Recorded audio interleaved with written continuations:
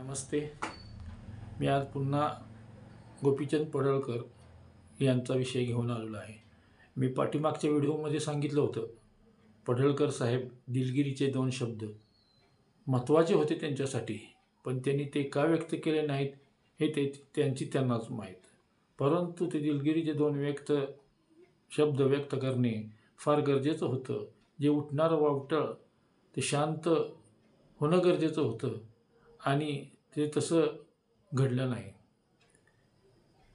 जे शब्द त्यांनी राजाराम बापूच्या बद्दल वापरले ते खरंच लोकांच्या जिव्हारीच लागले होते आणि त्याबाबत पवार साहेबांनी आपल्या राज्याचे मुख्यमंत्री देवेंद्र फडणवीस यांना फोन केला आणि त्यांनीही लगेच चक्रे फिरवून गोपीचंद पडळकरांना अशी वक्तव्य करू नका म्हणून संबोधित केलं आणि त्यांनी लगेच माध्यमांच्या समोर येऊन देवेंद्र फडणवीस यांनी सांगितलं की मी गोपीचंद पडळकर यांना तशा पद्धतीच्या सूचना दिलेल्या आहेत आणि अशी वाक्य त्यांनी उच्चारू नयेत, परंतु तो एक उभरता नेता आहे, पुढे काहीतरी बनणारा नेता आहे असंही त्यांनी त्यावेळी सूचित केलं.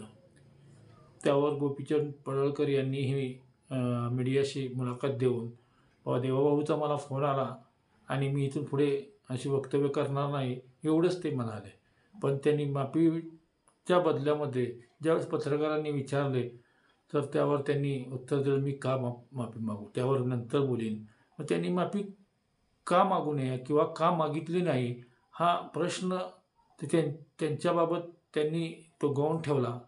पण जर 2 शब्द जर दिलगिरीचे व्यक्त करीत होते तर उठणारं जे वावटळ होतं आणि आज त्या दिवशी हे झालेले आंदोलनं आणि आज सांगली येथे झालेलं आंदोलन या ठिकाणी जे गदारोळ उठला त्यांच्या त्या वाक्यावर, तो गदारोळ कुठेतरी थांबला असता आणि निश्चितच त्यांच्या राजकीय जीवनाला परत आणखीन एकदा वेगळी दिशा मिळाली असती. परंतु त्यांनी आपल्या हातानेच असं का केलं हे त्यांनाच माहीत. खरोखरच त्यांची ती जी वाक्य होती या पाठीमागेही केली होती, पण ही जी वाक्य होती ती फारच म्हणजे क्लेशदायक आणि जिव्हारी लागणारी होती आणि त्याबद्दल तो एक महिलांचा मोठ्या प्रमाणात अपमानही होता आणि ही म्हणजे कोणालाही न पटणारं होतं आणि यासाठी त्यांना याबाबत आत्मपरीक्षण करून आपले 2 शब्द वापरणे गरजेचे होते, पण तसे घडले नाही आणि शेवटी जे व्हायचं तेच घडलं. त्यांच्याबाबत आज टीकेची झोड सगळीकडून उठत आहे आणि त्यांच्या राजकीय कारकिर्दीला धोका निर्माण होत आहे असं चिन्ह सध्या तरी आहे. आज कुठलाही समाज या गोष्टीचं समर्थन करीत नाही आणि नाही करण्यासारखं आहे. आज त्यांच्या पाठीमागे असणारा धनगर समाज असो, अन्य कुठल्याही समाजाचा असो, कोणीही या गोष्टीचं समर्थन करणार नाही. अनेक धनगर समाजाचे नेते आज सांगली येथे आपले विचार व्यक्त करत होते, पण गोपीचंद पडळकर यांच्या त्या वक्तव्याने जरी धनगर समाजाचा काही एक संबंध नसला तरी त्यांच्या त्या वक्तव्याने आज थोडासा समाजाला बी त्यांच्या मनावर काहीतरी थोडंसं ओझं झाल्यासारखं निश्चितच वाटत असेल की एक समाजाचा उभरता सर्वसामान्य कार्यकर्ता पुढे येत होता आणि अशा गलिच्छ शब्दामुळे पिछेहाट झाल्यासारखं पडळकर यांचं तर झालंच आहे, पण समाजालाही खाली मान घालण्याची वेळ या वक्तव्यानं निश्चितच आली आहे असं चित्र एकंदरीत दिसून येत आहे. या वक्तव्याच्या बाबत भारतीय जनता पार्टीमध्ये अनेक नेते आहेत, पण कोणीही या गोष्टीचं समर्थन केलं नाही आणि कोणी करणारही नाही. पण त्यांना याबाबत की बाबा यावर 2 शब्द बाबा दिलगिरी व्यक्त करण्यासाठी का बोलले ना, हा प्रश्न बाकी म्हणजे गुलदस्त्यातच आहे. मग या पाठीमागे काय निश्चित आहे आणि सध्याची जी सुटलेली राजकीय जे कार्यकर्ते असतील, नेते असतील, पुढारी असतील, यांची जी बोलण्याची जी तारतम्य आहे ते अनेक ठिकाणी सुटल्यासारखेच आहे. म्हणजे ते कुठलाही पक्ष त्यामध्ये कमी नाही. पण ज्याला मर्यादा, ज्या शब्द आहेत त्या शब्दाला बी मर्यादा आहेत आणि त्या शब्दाच्या मर्यादा गोपीचंद पडळकर साहेबांच्या तोंडून फार क्लेशदायक गेलेले आहेत.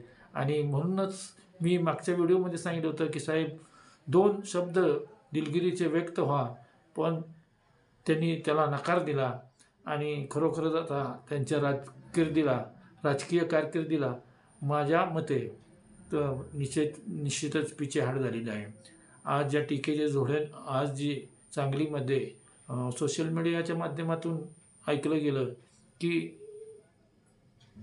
कशा पद्धतीनं प्रत्येक वक्त्याने त्यांच्यावर टीकेची झोड उठवली आणि हेच नको व्हायला पाहिजे होतं.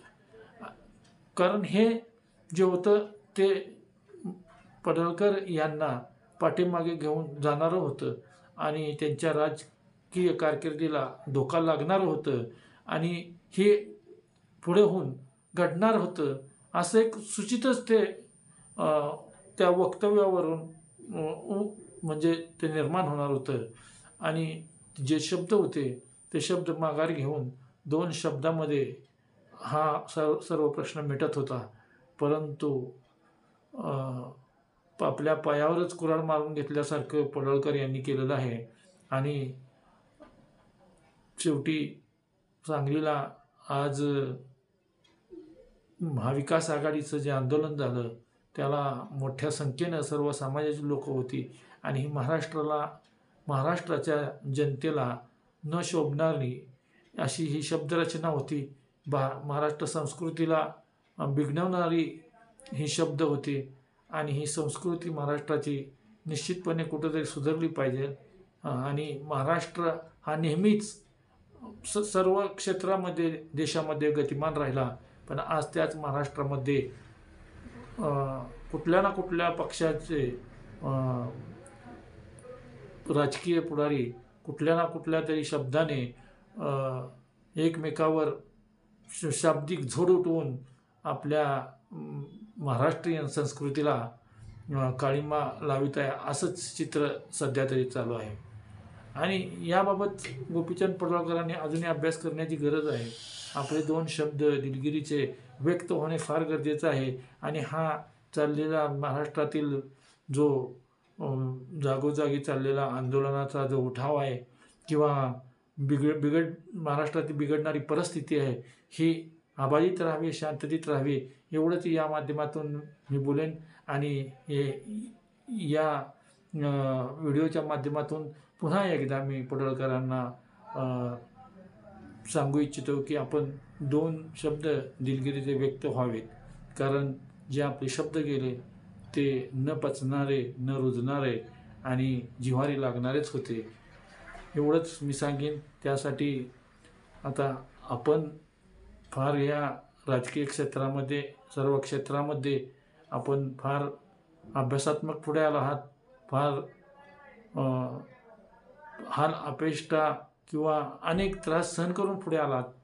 ती आपली घोडदौड राजकीय पुढे चालू ठेवायची का मागे ठेवायची हे आपल्या हातात आहे. बस मी एवढंच सांगेन. जय हिंद, जय महाराष्ट्र.